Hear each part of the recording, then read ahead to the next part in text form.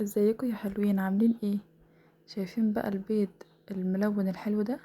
هنعمله مع بعض دلوقتي بأسهل طريقة وبسيط جدا ولذيذ جدا. شايفين شكله؟ عملنا طبعا اللون البينك واللون الاحمر والاخضر والاصفر، وعملنا الوان كتير حلوه قوي هتعجبكم. جبنا بقى البيض، طبعا لونه ابيض، لازم لونه ابيض، وسلقناه كويس. وجبنا بقى الوان جل او الوان بودر بس تكون طعام. وجبنا بولات صغيرة كده، حطيت فيها حوالي معلقة صغيرة من الالوان. حطيت الاحمر وحطيت الاصفر وكمان الاخضر اهو.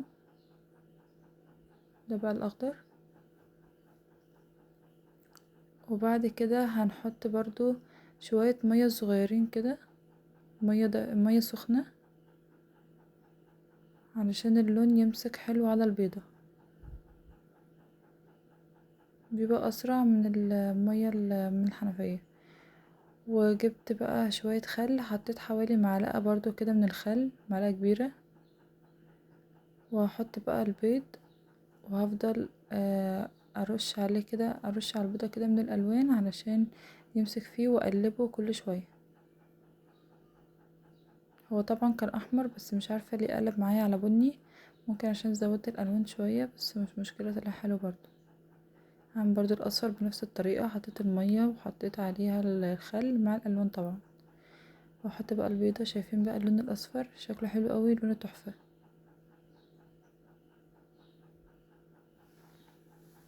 والاحمر كمان خطير.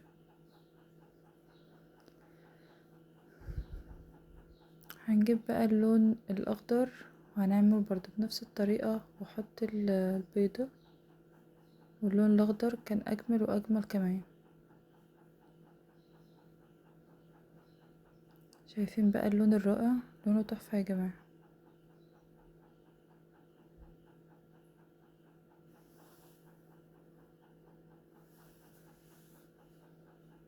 طبعا البيض ده كان بمناسبة شم النسيم، وكل سنة وانتم طيبين، وينعاد عليكم بالخير يا رب. معايا بقى 3 بيضات هعملهم بالبلالين، هيبقى برضو شكلهم لذيذ جدا. بجيب البالونة كده بقص القطعة اللي فوق الصغيرة دي، وبعد كده بدخل البيضة في البالونة كده، بفتحها جامد قوي، وبعد كده ادخلها فيها زي ما انتم شايفين كده. شايفين بقى البيض الحلو معانا يتلون ازاي، وبقى شكله تحفة.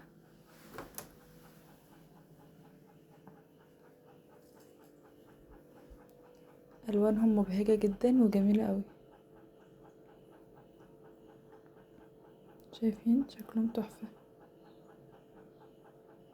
دي بقى البيضة البالونة.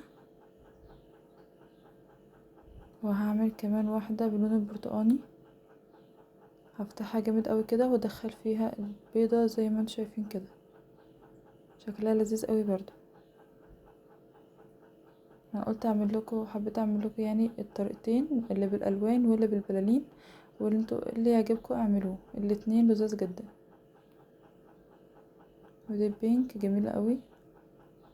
وكده بعد ما خلصنا البيض التحفة بتاعنا ده، شكله حلو قوي والوانه خطيرة.